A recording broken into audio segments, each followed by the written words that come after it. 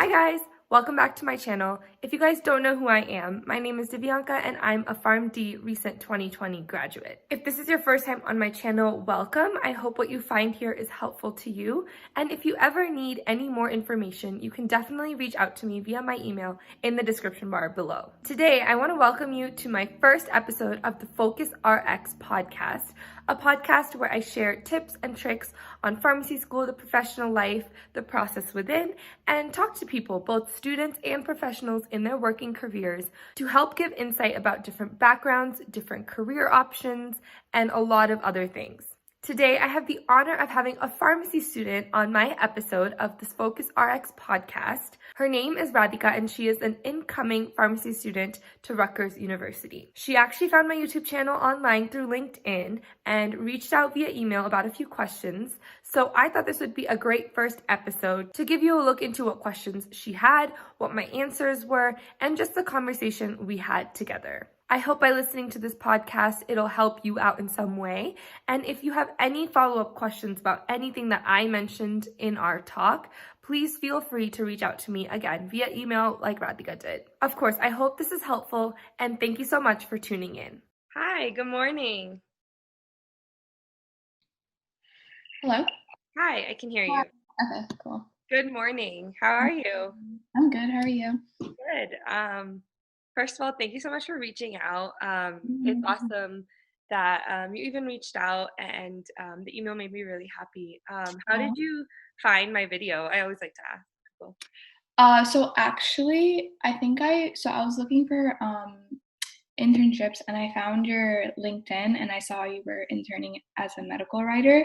Mhm. I was like, oh, that's interesting. So I was gonna reach out to you and then I saw you had like a YouTube platform and then I found your pharmacy channel through That's that. awesome. Yeah, Yeah. it's super, super new. I actually like I have a dance channel Yeah, on I I'm a saw that. dancer. And last year I was like, I was going to mid-year, and a little before then I was creating videos for other things, and I was like, I think it'd be awesome to do it for pharmacy too. There aren't many people doing it out there. There's a couple. There's one guy at Rutgers actually, which I wanted to mention to you, but there's a couple, but not too many. So I was like, I feel like I took a few different turns along the way, so I thought it'd be helpful. But that's awesome.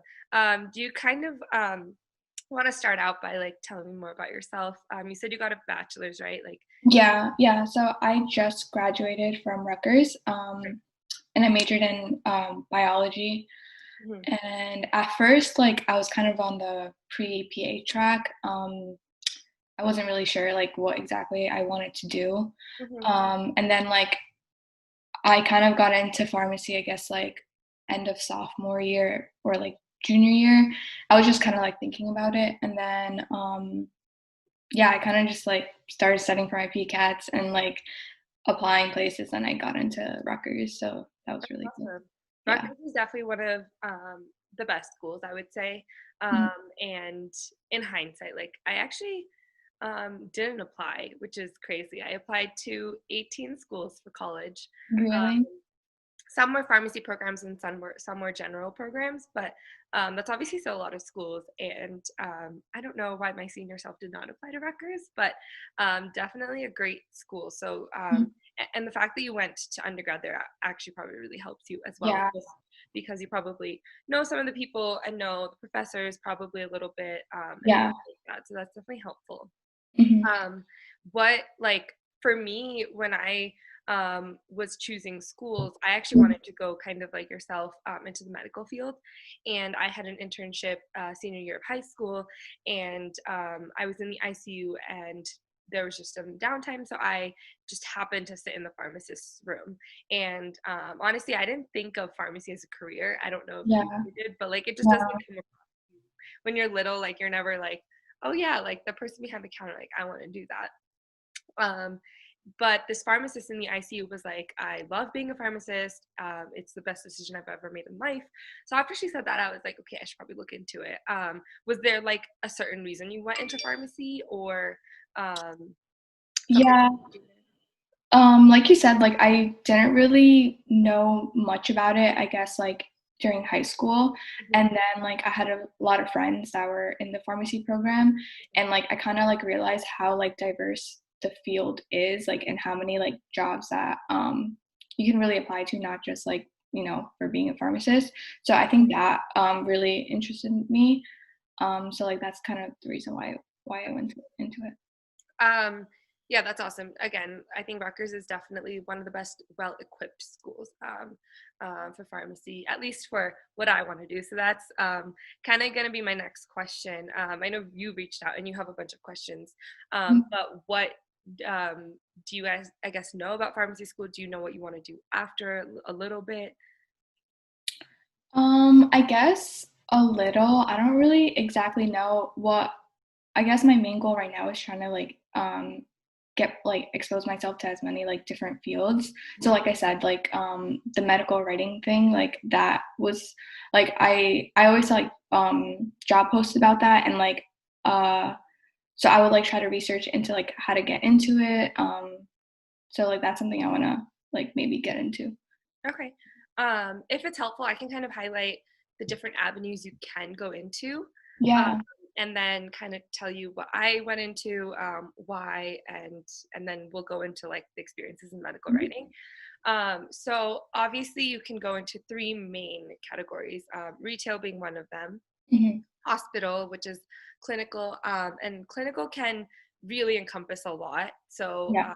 we can also go over the details a little bit there, and then industry. Um, so I chose industry, Yeah. and that's why I say Rutgers is one of the best, well-equipped schools. Obviously, they have the biggest fellowship program. Mhm. Do you know about fellowships? Kind of. Um, I guess like it's like something you do like after you graduate. Yeah. Yeah. So I can touch upon that too. But that's why I say they're kind of the best, well equipped in that sense. Yeah. So touching upon clinical, this can be many things. So within a hospital, you can be an inpatient pharmacist, right? So there's an Mhm. inpatient pharmacy, and you can be the pharmacist sitting inside. And usually, what that role is you have your techs running around, filling for you, and generally, a pharmacist is sitting at a computer and checking and verifying orders. So there's not just one of you in a hospital. Inpatient pharmacy depends obviously on the size of the hospital, but usually there's like 4 to 7, and that's just inpatient pharmacists. And then within the inpatient pharmacy, you can also have people who are creating your IV bags and your all your IV stuff. So there's an IV room, and there usually is a one pharmacist sitting in there as well. Mhm. Again, verifying orders, so verifying what orders are coming in and verifying the bags that are going out. And then usually you have a tech in there working. You can also be pharmacy manager in an inpatient pharmacy, and there you can be in charge of different things. Again, depending on the size of the hospital. So there's the inpatient. Now there's also an outpatient pharmacy in a hospital. So that is kind of like retail, but it's in a hospital. So Yeah. it's like a patient, if they're treated at the hospital, they can come back to the outpatient pharmacy for their medications even after they're not admitted in the hospital. Um, it's it's a merge. I definitely like it more than retail. Mhm. Um, so there's that option. And then you have specific specializations of pharmacists. So you can have an ICU pharmacist, you can have a general surgery pharmacist. Like there's specializations within, and then of course in oncology and things like that. So those are kind of all the options in a hospital. Now within clinical, you can also go ambulatory care, which can kind of encompass like smaller clinics, emergency medicine, things like that. You can do um, like veteran medicine. So a lot of VAs, a lot of pharmacists go into that. Basically, clinical ranges a lot of things. So I kind of like to point that out because I didn't know that. Yeah. And like ambulatory or home infusion is very different from a hospital.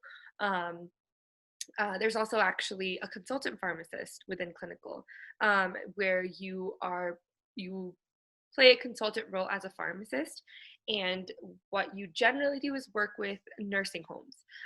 So how that generally works is you are in charge of usually about like 10 nursing homes, which can be a lot.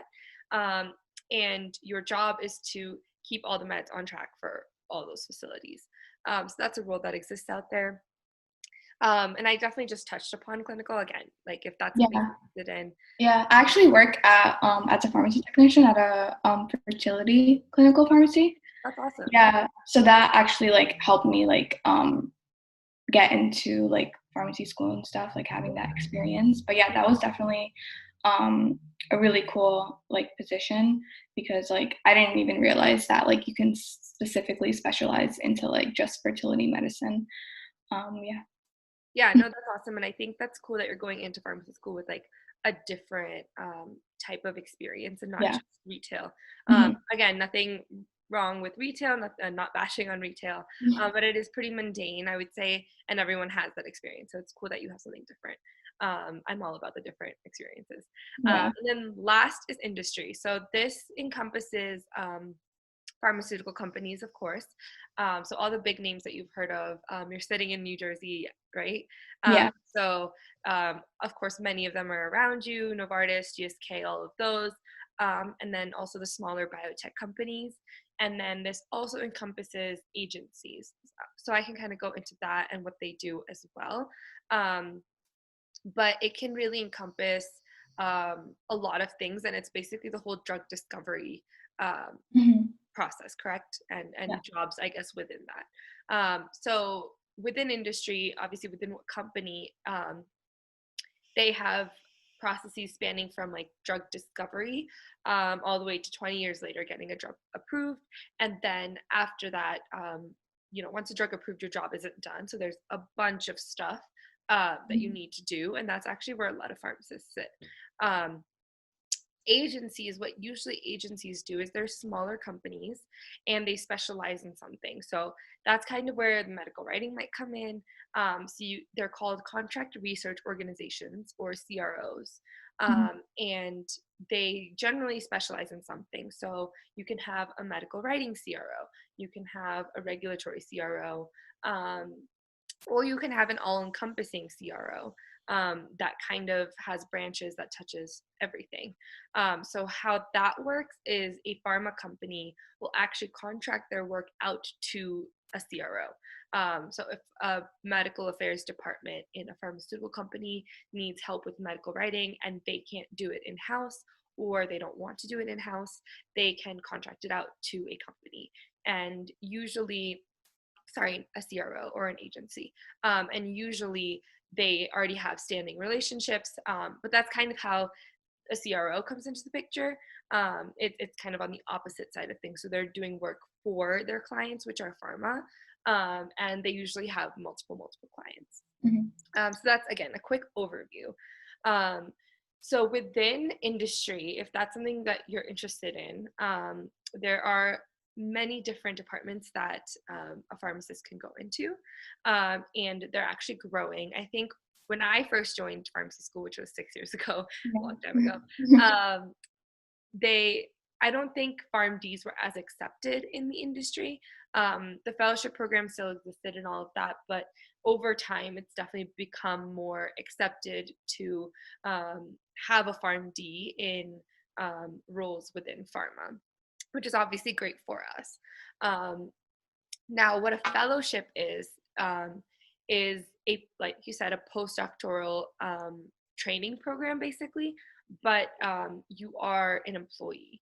Um, and it's the same idea as a residency. You have 1 or 2 years training after you get your degree, like a residency, that makes you best fit for a job thereafter.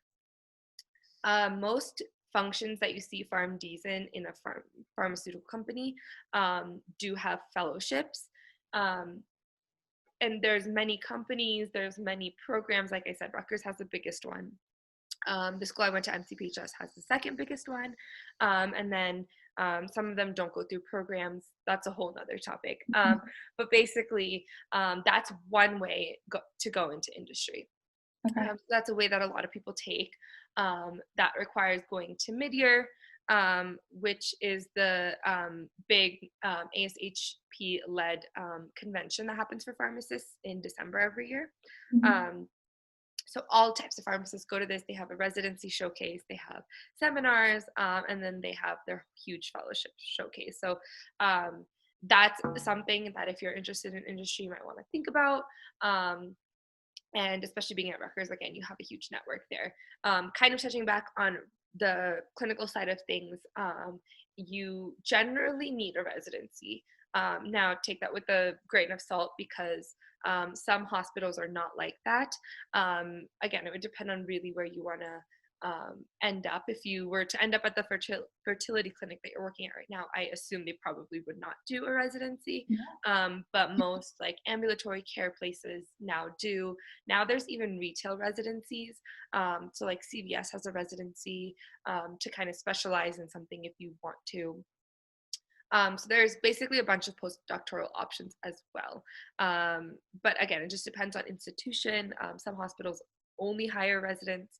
Some hospitals actually stay away from residents. So again, kind of pinpointing what you want is important Mhm. there. I know you're super early on, but it's always, I think, Yeah. helpful to think about it now. So this is awesome that you're thinking about it. Do you um, want to kind of know more about the different departments that you can work in industry, and then I can kind of touch upon the medical writing there as well. Do you think that would be helpful, or should I just go straight to the medical writing? No, you can touch upon I guess, the different areas. Okay, cool. So like I said, each different department kind of handles a different part of the process along the drug development process. Mhm. So there's, I would say, the main department that most pharmacists go into, and it's called medical affairs. Yeah. So medical affairs is usually dealing with post-marketing information. So once a drug is approved, um, there's, like I mentioned, a bunch of work that needs to be done. You need to um, like you need to share the information with doctors in your network to educate them about your drug, your newly approved drug, because they won't know anything about it. And that way they know about it. You have a network of doctors that know about your drug and that will hopefully use your drug. Um, and that is, of course, of benefit to the company. Um, there's clinical operations or development. So that's really overseeing clinical trials. I will say not many pharmacists go into that. It's something that has piqued my interest, but it depends on company as to how many PharmDs you'll find there. Mhm. But that's cool because you're looking, you have full oversight of clinical trials, phase 1 to phase 3, phase 4, all of that kind of stuff. So that's really science and data driven. There's commercial or marketing, which is just what it sounds like. You're marketing the medication, but where, and in all of these departments, where the pharmacist really comes in is you have that therapeutic knowledge and that therapeutic background, where you're able to provide that insight. So even though we're marketing a drug, you still need to be medically sound about it. You need to have all the right medical details about it. And that information is double checked and it comes from a pharmacist or can come from a pharmacist. So that's kind of our value there. There's regulatory affairs, which again, just like it sounds like, they deal with kind of everything that has to do with the FDA. So within regulatory affairs, you can do different things, but everything kind of deals with the regulatory services, filing for getting a drug approved, filing for getting a study started, filing for all of those things. Um, there's project management, which, just like it sounds like, project management, you're overseeing kind of the projects within the pharma company, for X drug, Y drug, and kind of strategizing where that project is going, and keeping track of how it's doing along the way. Another main department that PharmDs go into is pharmacovigilance, which is drug safety.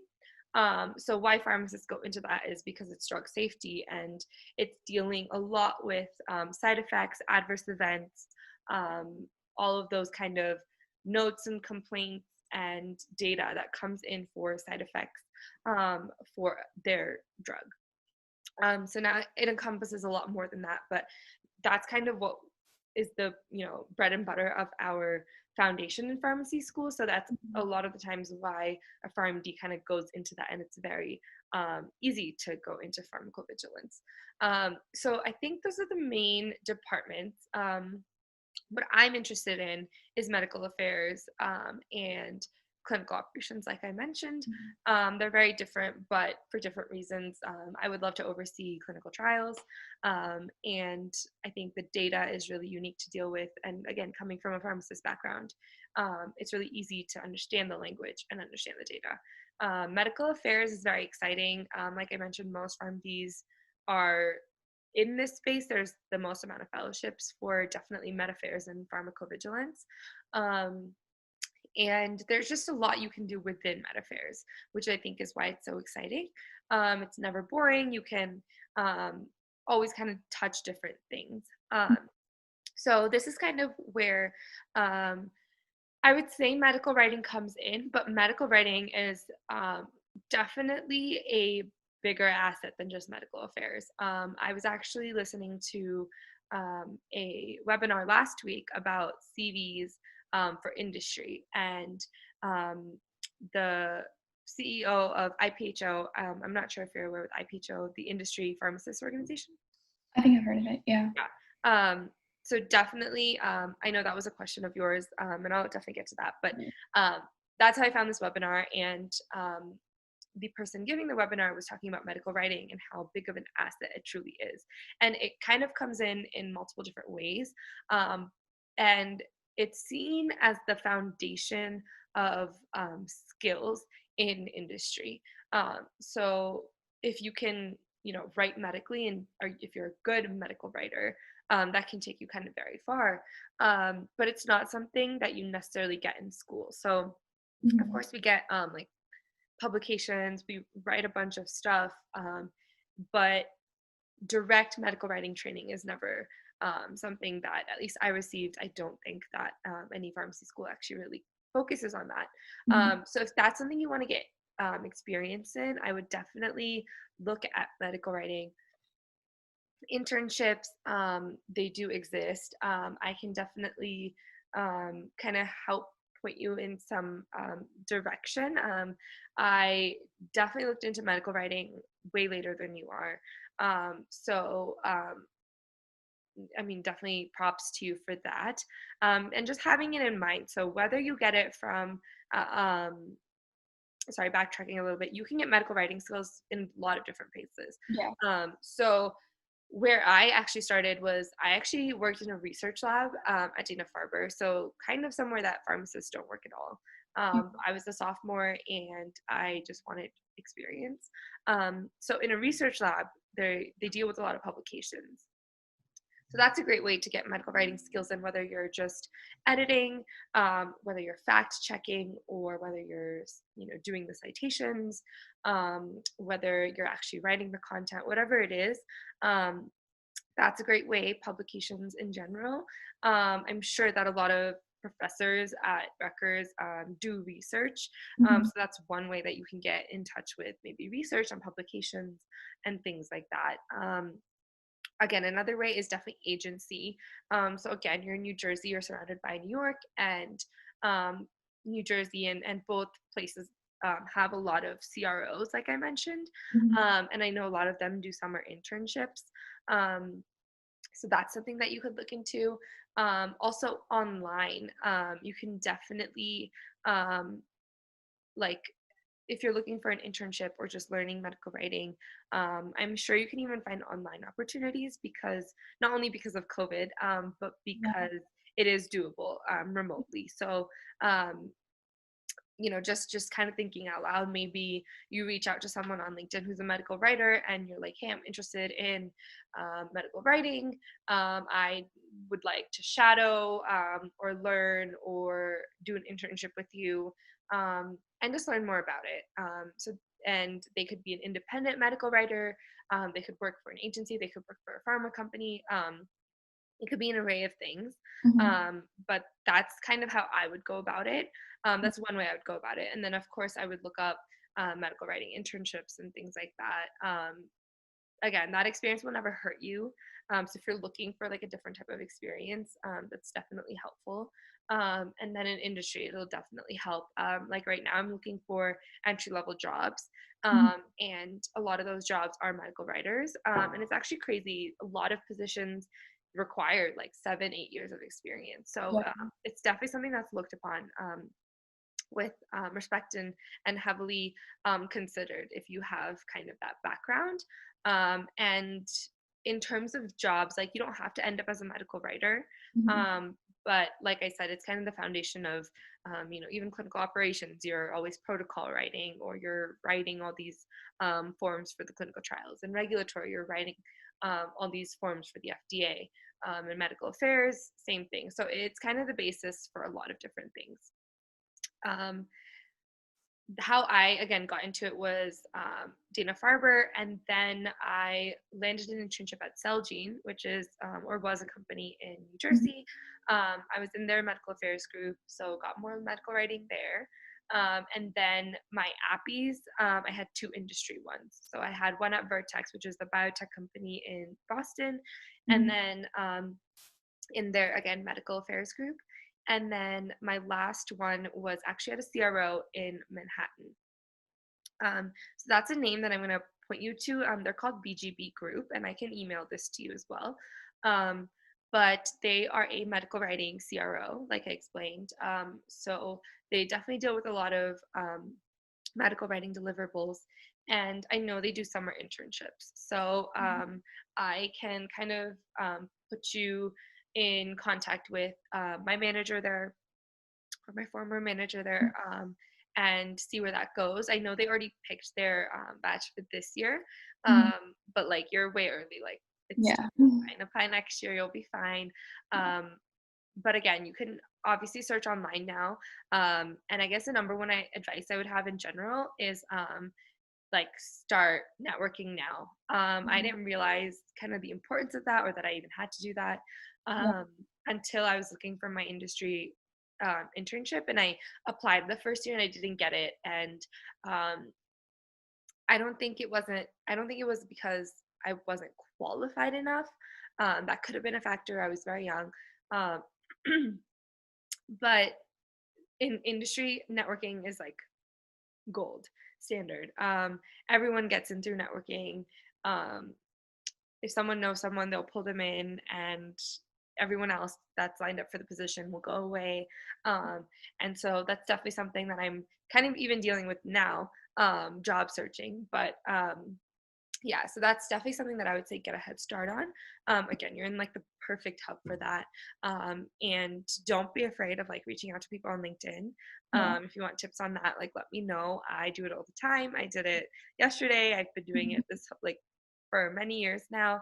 And it can sometimes be very useful, and you just like meet really interesting people. So and this is the perfect time because you're not needing something. So a lot of times when you're networking, people are reaching out. They're like, "Oh, this person needs something." You are just wanting to have conversation, and so that'll itself lead to very natural relationships. Um, so that's kind of my general advice about that. Again, I'll point you to a couple people that I know that will maybe help you, and you can apply to those companies. Next cycle, probably end of this year, Mhm. and things like that. But was that helpful? Yeah, super helpful. There was like I didn't realize how much like I didn't know until like you started talking. Like I've heard the names like pharmacovigilance and like medical affairs, but like I never really knew what went into it. So Yeah, yeah, thank and you. there's definitely a lot more. If you read a lot online about it, honestly, things start sounding very similar. And I didn't start even understanding the differences until I was like in house at a company Yeah. interning. And even as an intern, like what do you know? So it's like definitely very important. I don't think people realize, like I think that's one thing that really frustrated me about students at my school. Even though we have the second biggest fellowship program, not many people know about it, and not many people do a lot of things way beforehand to Mhm. um, to act on it. Like mid-year happens in December, and usually go as a sixth year.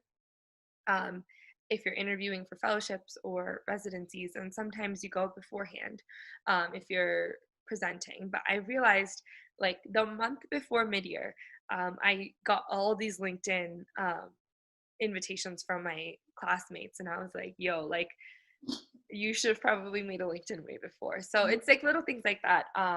But you seem way ahead of the game, obviously, and it'll only help you. So I'm glad that was helpful. But of course, if you have any follow up questions, let me know at any time. I know you had a few other questions, and I think this is going to kick us off at 40. So there's like a 40-minute limit to the free Yeah. Zoom. But yeah, I just wanted to address your other questions as well before time ends up.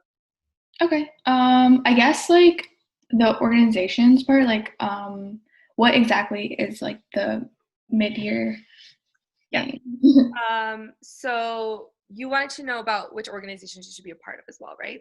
Yeah. Okay, so I'll I guess which ones who did that like helped you, I guess, network and stuff. Yeah. yeah. Okay, so the first one, if you want to go into industry, is definitely IPHO. Mhm. Um, it's called Industry Pharmacist Organization. And they definitely have the most resources for industry stuff, job postings, internship postings. They have like a panel of articles right now about people who went into industry another way. So that's kind of one thing I want to touch upon. I keep mentioning that I'm job searching. Um, I actually did, I actually got a fellowship that I denied, and I didn't want to go the fellowship route. Mhm. So that's just one way of going into industry, if that's. But again, we can talk about this at another time. Mhm. So IPHO, I would definitely join. There's an organization called ISPE, the International Society of Pharmaceutical Engineering, long name, and I actually brought a chapter of that to my school because I found out about it through Northeastern, which is just down the street from us. Mhm. And it, I know, sounds kind of scary. It kind of has nothing to do with engineering. It has to do with kind of any career in the life sciences. They're an international organization, and I think their biggest asset is definitely kind of the events and the networking that they do. I assume there's a chapter at Rutgers. I don't know for sure. So I can definitely Google that and let you know and Mhm. send you these names.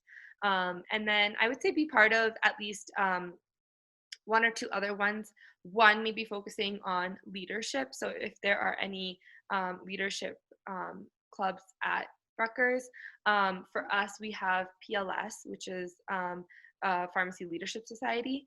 You have to apply to that and get in. So I got in 2 years ago.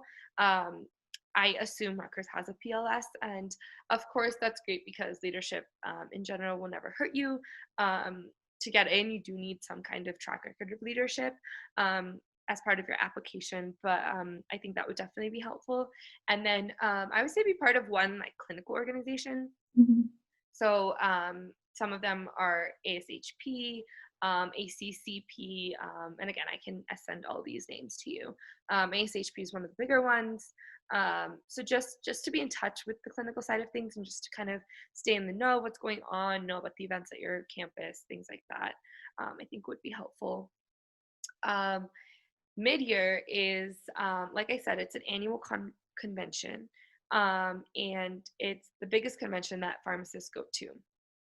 Um, and pharmacists go to this, starting junior year of their college careers to well into their careers. Like all of our professors go and all of that stuff. So it's kind of something that I think we'll be going to for a while in our lives, where it encompasses you for the first few years of your college experience is you can present a poster there.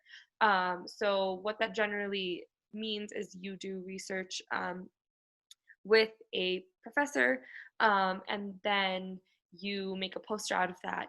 You submit your abstract to the mid-year panel, which you do around October.